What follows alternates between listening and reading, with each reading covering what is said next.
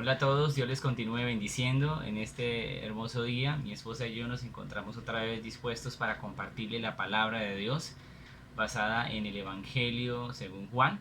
Y estos días hemos venido hablando acerca de esto. Hoy es el quinto video en donde podemos compartir este devocional a modo de serie del Evangelio según Juan. Buenos días, bendiciones. En el quinto día, los capítulos que nos corresponde es Juan del capítulo 13 al capítulo 17. Quiero contarles unas generalidades de estos capítulos para que podamos fijarnos en los tópicos que vamos a compartir. Y es que estos capítulos, el escritor, el apóstol Juan, nos habla de cómo Jesús preparó a sus discípulos para su muerte. En los diálogos, en lo que les contaba, prepara a los discípulos para su muerte, pero también para lo que iba a pasar después de su muerte. Otra generalidad que encontramos en estos capítulos es que Jesús muestra una relación muy estrecha con sus discípulos, muestra la forma en cómo los cuidó, los amó y les sirvió para mostrarse ejemplo. Otro tópico que también nos llamó mucho la atención al estudiar estos 4 capítulos es cómo Jesús corrobora que la palabra de Dios limpia y santifica a todo aquel que se expone a ella. Y por último tópico, tenemos que estos capítulos, o más bien el Evangelio de Juan, tiene un reto de interpretación. Un reto de interpretación, porque Jesús en sus diálogos, en lo que manifestaba, hablaba cosas para sus discípulos específicamente, otras para los que iban a creer después de ellos y otras para ambos, tanto para sus discípulos como para los que iban a creer en él. Claro que sí, por eso quiero que empecemos con el primer punto, el primer tópico, y para eso me gustaría que pensaran en lo siguiente que empezamos a encontrar a partir del capítulo 13, que yo sé que ustedes bien juiciosos lo leerán en sus casas, y es acerca de que Jesús prepara a sus discípulos. Pero ¿para qué los prepara? Cuando empiezas a leer el capítulo 13 en adelante te das cuenta que Jesús los está preparando para su muerte, para que cuando Jesús muera, muriera, los discípulos no pensaran como que, ay, esto se salió de las manos, como que era algo que el Mesías no tenía pensado. O se acabó el proyecto. O se acabó el proyecto, sino para que ellos entendieran, dijeran, uy, Él nos dijo que iba a morir así, pero también nos dijo que iba a resucitar. El propósito de prepararlos para su muerte era para que aún después de ese evento traumático y de la muerte tan fuerte que tuvo Jesús, aún así ellos su fe se afianzara más. Los preparó para su muerte, pero no solamente para eso, los preparó incluso para el rechazo que iban a recibir del mundo, los preparó para la persecución, los preparó para el dolor, los preparó para el sufrimiento, pero también los preparó para el gozo y la bendición del Espíritu de Dios que vendría a la vida de ellos después de que Jesús, digamos que ascendiera o fuera al cielo y nos dejara a su Espíritu Santo. Un versículo clave para darle base a todo esto está en el capítulo 13, versículo 19. Eso es después de que Jesús lava los pies de sus discípulos. Dice, desde ahora os lo digo antes que suceda. Eso se está preparando. Para que cuando suceda, creáis que yo soy. Al principio dijimos que esta palabra yo soy aparece muchas veces en el Evangelio según Juan y hace alusión a Yahweh, que es la forma en como Dios se identificó o se presentó en Éxodo 3 a Moisés como el yo soy. Entonces, para que crean que yo soy. Los preparó para que aún, sin importar lo que ocurriera en la vida de ellos, su fe cada vez se fortaleciera más. Eso es un texto que también cabe resaltar el Evangelio, el capítulo 16, versículo, en este caso, el versículo 20. Sí, capítulo 16, versículo 20, y lo leo a favor de ustedes. Dice, de cierto os digo que vosotros lloraréis y lamentaréis, y el mundo se alegrará, pero aunque vosotros estéis tristes, vuestra tristeza se convertirá en gozo. Debemos pensar en eso, qué tan preparados estamos para entender que Dios tiene todo milimétricamente calculado, todo lo que va a ocurrir. Amén. El segundo tópico que nosotros tenemos en estos 4 capítulos, recuerden que estamos del 13 al 17, es que Jesús muestra las características de alguien que está en relación con Él. Jesús se encarga de decirle a sus discípulos quiénes son los que verdaderamente van a tener una relación con Él.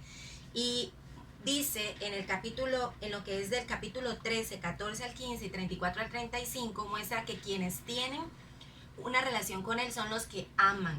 los que aman a su prójimo, Esa es los que aman a sus hermanos. Una de alguien característica principal que de cree. alguien que cree, alguien que tiene y puede tener una relación con él. Es decir, dice el capítulo 13 del 14 al 15, y dado que yo, su Señor y Maestro, les he lavado los pies, ustedes deben lavarse los pies unos a otros. Les di mi ejemplo para que lo sigan. Y el versículo 34 al 35 dice, así que ahora les doy un nuevo mandamiento, ámense unos a otros tal como yo los he amado. Ustedes deben amarse unos a otros. El amor que tengan unos por otros será la prueba ante el mundo de que son mis discípulos.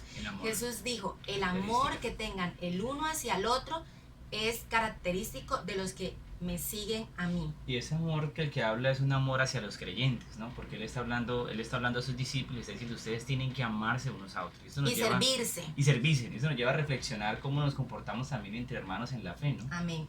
Algo que nosotros estábamos revisando es que Jesús dijo, un mandamiento nuevo os doy. Pero mi esposo me hacía caer en cuenta, no era un mandamiento nuevo porque desde el Éxodo y en el Deuteronomio se lee cómo Dios le demandaba a su pueblo amar a su prójimo. Pero la característica de esto que nosotros queremos resaltar es que el amor que Jesús estaba hablando era un amor sacrificial. O sea, era la forma como realmente sus discípulos se podían amar. Ser primero el otro. El servirse, el desarrollar el servicio y sacrificio. Amor, y lo nuevo también, porque lo que quiso decir Jesús nuevo no era nuevo de que algo nuevo se escuchaba por primera vez, sino era el enfoque que realmente iba a tener eso. En el Antiguo Testamento la gente no podía amar porque no tenía el poder de Dios para hacer eso. Ni el Espíritu Santo. Ahora que traen el Espíritu Santo es donde Jesús le está diciendo, ahora ustedes sí van a poder amar. ¿Por qué? Porque el poder de Dios vendrá sobre ustedes, que es lo que pasó en Hechos 1:8. Cuando Jesús le enseña a sus discípulos cómo es tener una relación con Él, en el capítulo 14, versículo 23 dice, todos los que me aman harán lo que yo digo, mi Padre los amará y vendremos para vivir con cada uno de ellos. Es decir, en este tópico Jesús está diciendo, los que me aman son los que cumplen mis mandamientos, son los que hacen lo que yo digo. No puedo decir yo amo a Dios y desobedecer sus mandamientos. Y la Biblia nos está diciendo que Él está desarrollando un amor hacia nosotros y que el Padre también nos ama cuando obedecemos su palabra. Sí, importante para reflexionar en este devocional y es recordar que esa es una característica principal de quien realmente ya está en una relación con Dios, ya ha sido salvado, ya es un creyente. Y es que va a ser inevitable amar al enemigo, amar a los que le odian, amar sobre todo a los hermanos en la fe. Y eso es completamente consistente con lo que también la primera carta de Juan dice, que la característica principal que sobresale a alguien que realmente es salvo es que ama. Y eso es natural. Esta persona no está tratando de esforzarse por amar porque el deseo de amar va a surgir de su corazón a pesar de que se le dificulte. De hecho, hay algo que a mí el corazón me latía fuerte y mi esposo y yo nos conmovimos. Es con el último capítulo, el capítulo 17, que es donde Jesús ora por sus discípulos y ora por los que habíamos de creer. Jesús hace todo muestra su amor en plenitud, en la máxima de su expresión de amor, cuando ora al Padre por sus discípulos, pero también concluye orando por los que iban a creer. ¿No les parece esto maravilloso? Esto es hermoso para mí, me conmueve mucho porque yo estaba ahí en su oración. Tú que has creído estaba ahí en su oración. El versículo 24 del 17 dice, Padre, quiero que los que me diste estén conmigo donde yo estoy.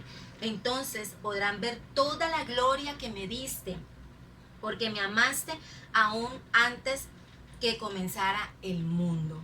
Jesús le dijo, Padre, cuídalos, guárdalos, porque yo me voy.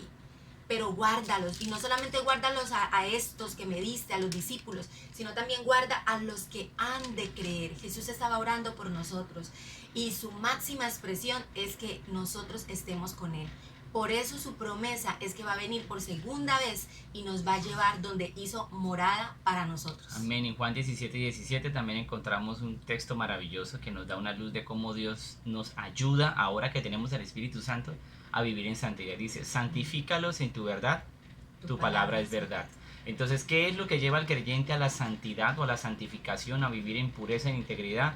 Es estar sumergido en el conocimiento de la gloria de Cristo a través de su palabra, conociendo la verdad.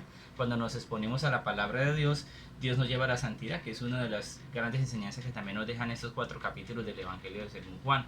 La palabra de Dios es vital para el creyente porque lo lleva a vivir en una vida, lo lleva o lo empuja o lo empodera, para poder vivir en santidad. Amén. Entonces, queremos bendecirlos con este devocional, esperamos que sea de bendición para ustedes y que puedan reflexionar frente a esto. Dios les bendiga a todos Amén. ustedes. Bendiciones.